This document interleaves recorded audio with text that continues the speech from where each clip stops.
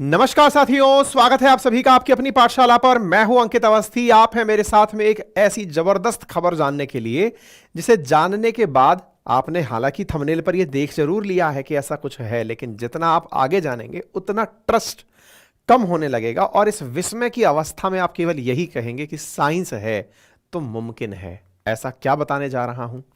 केवल इतना बताने जा रहा हूं कि सूरज का जो तापमान है कोर में, इसके केंद्र में, उससे भी 7 गुना ज्यादा तापमान बना लिया गया है। आप कहेंगे क्या मतलब? मैं केवल इतना कहूं कि यदि आपकी प्रिडिक्शन में टेम्परेचर निकाला जाए कि आपने अधिकतम टेम्परेचर कितना पढ़ा लिखा और सुना है, तो संभवतया 100 डिग्री, 150, 200, 500, 1000, लाख, 10 लाख, करोड़। लेकिन जानकर जब आपको यह आश्चर्य हो कि 10 करोड़ डिग्री सेंटीग्रेड तापमान, 10 करोड़ डिग्री सेल्सियस तापमान एक छोटी सी मशीन के अंदर अचीव कर लिया गया है, तो भैया हेडलाइन होना तो बनता है। कितनी देर के लिए अचीव किया गया? यह सुर्खी बनती है 48 सेकंड के लिए।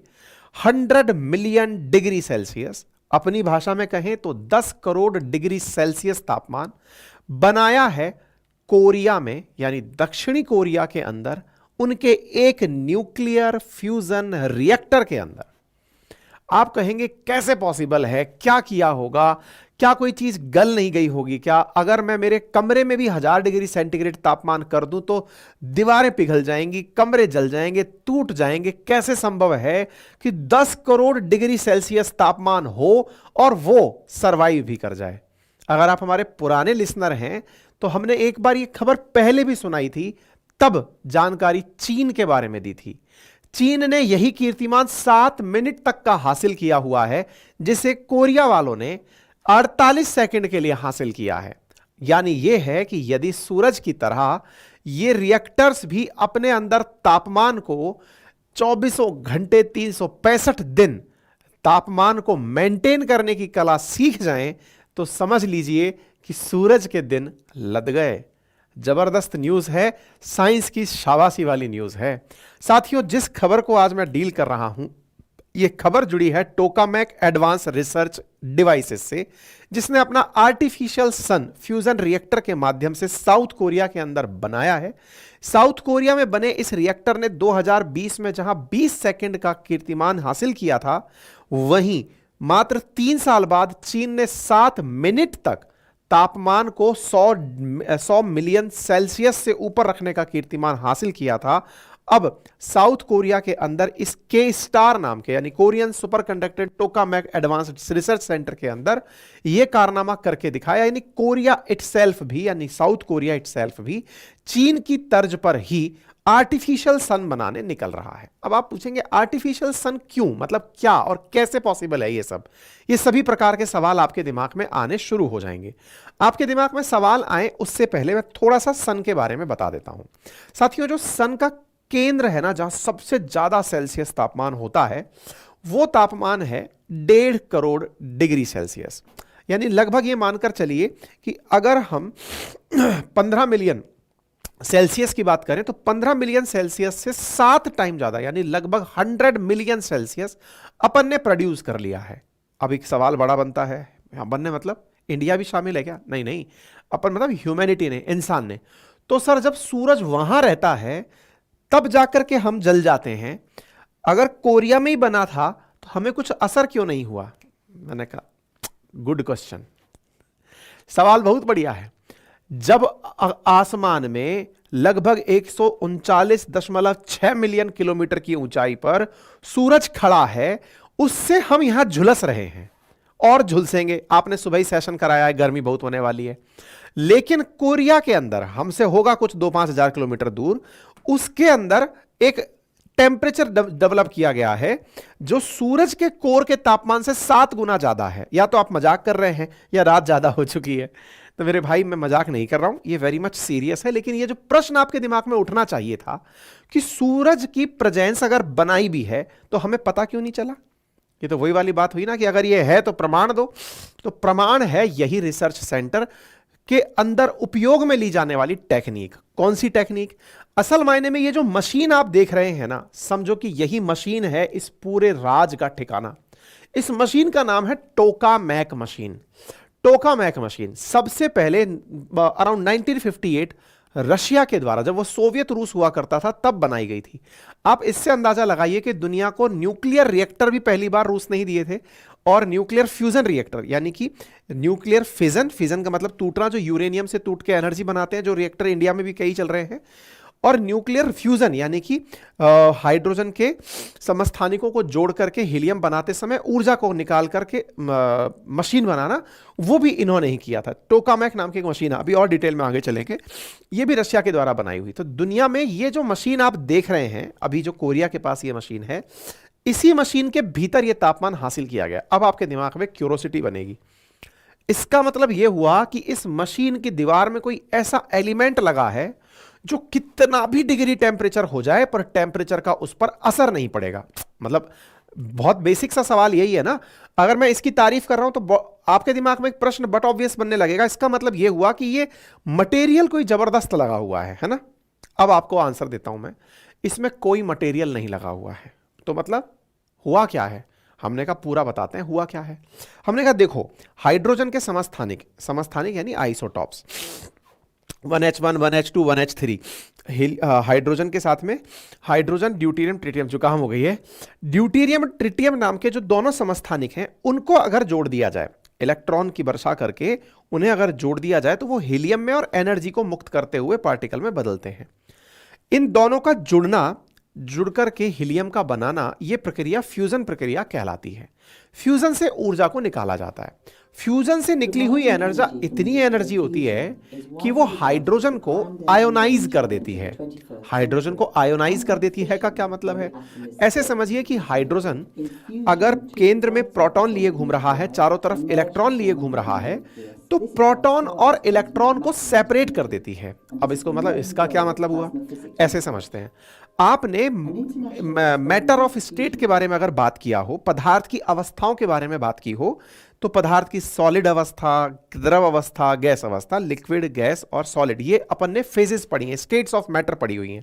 एक फोर्थ स्टेट ऑफ मैटर और पढ़ते हैं, जिसे आप प्लाज्मा स्टेट कहते हैं। तो ये प्लाज्मा स्टेट क्या होती है? प्लाज्मा स्टेट है 3 स्टेट से ऊपर वाली एक स्टेट। उसमें क्या होता है? उस स्टेट के अंदर होता यह है कि कोई भी गैस अपने प्रोटॉन और इलेक्ट्रॉन्स को पूरी तरह सेपरेट कर देती है। बोले सेपरेट करने से क्या होता है? बोले अपोजिट एक दूसरे को अट्रैक्ट करते हैं, लेकिन इतनी एनर्जी दी जाए कि प्रोटॉन और इलेक्ट्रॉन अलग अलग मुक्त रूप से रहने लगे। उस अवस्था को प्लाज्मा स्टेट कहा जाता है। प्लाज्मा स्टेट पदार्थ की चौथी अवस्था कंसीडर की गई है।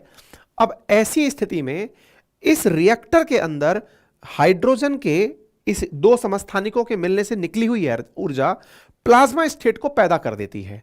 तो प्रोटॉन और इलेक्ट्रॉन सेपरेट सेपरेट रहने लगते हैं। प्रोटॉन और इलेक्ट्रॉन सेपरेट रहने लगते हैं मतलब एक दूसरे से अट्रैक्ट नहीं होते क्या? नहीं होते। तो फिर क्या होता है? घूमते घूमते अपना मैग्नेटिज्म पैदा कर लेते हैं। बोले ये क्या मतलब है?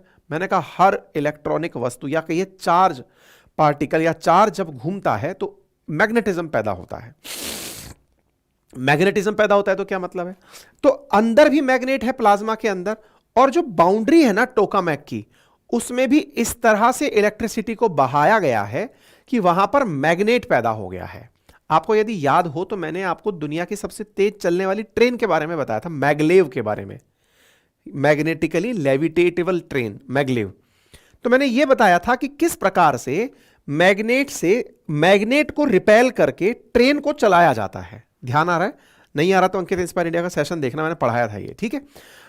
एग्जैक्टली प्लाज्मा के अंदर जो प्लस और माइनस घूम रहे हैं, टोकामैक के उन्हीं प्लस माइनसों से उसको रिपेल करा के बीच में ही कन्फाइन रखा जाता है। यह प्रक्रिया टोकामैक में ही पॉसिबल हो पाती है। मतलब आप तापमान भी बना लिए और सरफेस तक आप पहुंच भी नहीं पाए, यह टेक्नोलॉजी टोकामैक है। विचार केवल इतना करके देखिए कि अगर 2-3 हजार डिग्री सेल्सियस तापमान हो जाए तो अपने कुकर पिघल जाएं, लेकिन विचार कीजिए कि जब तापमान 10 करोड़ सेल्सियस पहुंच गया और उस समय पर भी वो मशीन सरवाइव कर रही है क्योंकि मैग्नेटिज्म से उसको सरफेस तक पहुंचने ही नहीं दिया गया है। तो सोचिए कितनी जबरदस्त मैग्नेटिज्म हुई होगी। आप कहेंगे आपने ये क्यों दिखा रखा है? हमने इसलिए दिखा रखा है कि जिस साउथ कोरिया के बारे में हम चर्चा कर रहे हैं, ऐसा ही अपन लोग भी एक प्रयास कर रहे हैं फ्रांस के साथ मिलकर, जिसमें यूरोपियन यूनियन भी है, चाइना भी है, अमेरिका भी है, मतलब ये फ्रांस, जापान, ये सब देश हैं, ये मिलकर के एक आइटर नाम का एक ऐसा ही कृत्रिम सन बना रहे हैं। तो बोले दिक्कत क्या है, फिर जल्दी बनाओ। बोले दिक्कत केवल यही है कि यह प्रक्रिया बहुत लंबे समय तक हम नहीं चला पा रहे हैं, ज्यादा समय तक मैग्नेटिज्म को होल्ड नहीं कर पा रहे हैं, इसलिए हमें उस काम को रोकना पड़ता है। अदरवाइज यदि एक ऐसी मशीन तैयार हो जाए जिसके टोकामैक में बहुत देरी तक इस प्रक्रिया को किया जा सके, मतलब सोचकर देखिए कि कोरिया का प्लान है 2026 तक 5 मिनट के लिए इस 10 करोड़ सेल्सियस को मेंटेन करना। विचार करिए कि अगर ये अपने सूरज की तरह लाइफ लॉन्ग एक्टिवेट छोड़ दिया जाए तो फिर कैसा होगा। ठीक है, तो अभिक्रिया कौन सी हो रही है? तो फ्यूजन अभिक्रिया हो रही है। फ्यूजन अभिक्रिया के अंदर क्या कर रहे हैं? फिशन से उलट, फिशन में तो यूरेनियम टूटता है 2 भागों में, यहां पर हाइड्रोजन के 2 समस्थानिक मिलकर के ऊर्जा का उत्पादन कर रहे हैं। टोकामैक की कहानी मैंने बता दी, ये हाई टेम्परेचर को मेंटेन करता है कुछ इस प्रकार से मैग्नेटिज्म प्रोड्यूस करके, और अपने अंदर पार्टिकल्स को मिला मिला करके एनर्जी को उत्पादित करता है। तो ये नेक्स्ट लेवल काम है जो टोकामैक के भीतर होता है। तो कोरिया ने क्या किया वो समझ में आ गया। हम कहां खड़े हैं उसके बारे में मैंने बता दिया आपको। दुनिया के अंदर आइटर नाम से एक संस्था बनाई जा रही है फ्रांस के अंदर, जिसमें आप और हम जैसे 35 देश हैं जो शामिल हैं। आप और हम मतलब इंडिया वाले भी शामिल हैं, और वर्ल्ड के 35 देशों में सब लोग शामिल होकर के, अमेरिका, यूरोपियन यूनियन, सब मिलकर के दुनिया का सबसे बड़ा कृत्रिम सूर्य बना रहे हैं। प्रमुख देशों में China, European union, America, Japan, Korea, Russia, ये सब शामिल हैं। अगर चाइना ने और कोरिया ने अपने स्तर पर छोटे छोटे टोकामैक के अंदर इतना डिग्री का काम कर लिया है, तो अपने ये एक्सपीरियंस जाकर के इस आइटर को साझा करेंगे। आइटर जो फ्रांस में बन रहा है पूरी दुनिया के कोलैबोरेशन से, सब लोग अपने अपने स्तर से कुछ ना कुछ लगा रहे हैं। जैसे हम लोग क्रायोस्टेट लगा रहे हैं, मतलब टेम्परेचर ना बढ़े वो वाली मशीन हम लगा करके देने वाले हैं इसके अंदर। ऐसे सब लोग अपने अपने स्तर पर कुछ ना कुछ पदार्थ देने वाले हैं इस टोकामैक के अंदर लगने के लिए। ये फ्रांस के अंदर बन रहा है, जिसका टारगेट ही शायद 2028 रखा हुआ है कि पहला प्रयोग 2028 में इसमें किया जाएगा। ठीक है ना? तो आइटर का काम चल रहा है। दुनिया में सभी देश प्रयोग ये कर रहे हैं कि जिस दिन हम लोग एक कृत्रिम सूर्य बनाकर सस्टेनेबल मॉडल में बनाने के लिए रह गए, तो विचार करके देखो कितनी एनर्जी अर्थ पर होगी कि हमको ऊर्जा की आवश्यकता पूर्ति के लिए एक इतना किफायती साधन मिल जाएगा। विचार करके देखो, हाइड्रोजन के मिलने से जो ड्यूटेरियम, मतलब हाइड्रोजन के समस्थानिकों में ड्यूटेरियम, ट्रिटियम, लिथियम और जो वेस्ट हैं, उनमें किसी से कोई नुकसान ही नहीं हो रहा है। मतलब यह है कि हमारे हर न्यूक्लियर पदार्थ से वेस्ट जो बनते हैं, अभी जो फिशन रिएक्शन में यूरेनियम के टूटने से जो क्रिप्टॉन और ये बनते हैं, इनकी वजह से तो न्यूक्लियर वेस्ट क्रिएट हो रहा है। ड्यूटेरियम और ट्रिटियम के केस में ये मामला ही नहीं है। लिथियम के प्रचुर भंडार हमारे पास हैं, और पानी को आसानी से, हाइड्रोजन को आसानी से पानी से प्राप्त किया जा सकता है। यानी कि बिजली का एक नेक्स्ट लेवल समाधान हो जाएगा जिस दिन फ्यूजन रिएक्टर परमानेंट रूप से कार्य करने लग जाएंगे, यानी ये आर्टिफिशियल सन परमानेंट रूप से कार्य करने लग जाएंगे। क्या लगता है क्या ऐसा पॉसिबल है? लगता तो यही है। क्यों?